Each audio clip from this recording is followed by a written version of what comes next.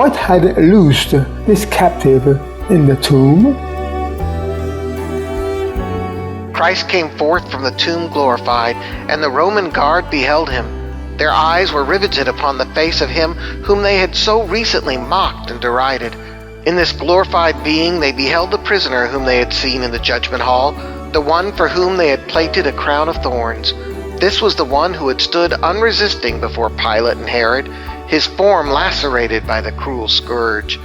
This was he who had been nailed to the cross, at whom the priests and rulers, full of self-satisfaction, had wagged their heads, saying, "He saved others.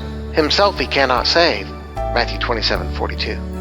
This was he who had been laid in Joseph's new tomb. The decree of heaven had loosed the captive.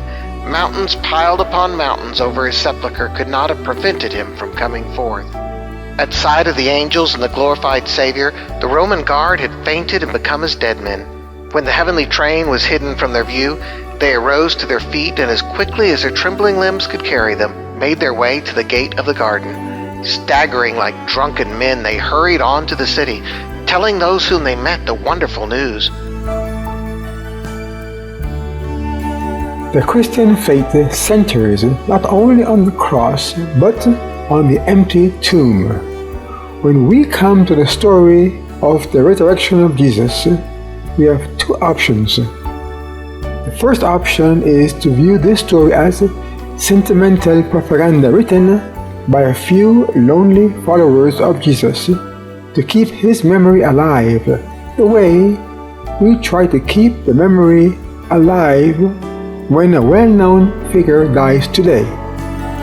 The second option is to take it literally, a first-hand account of an extraordinary event, an event later interpreted to have implications for every human being who ever lived.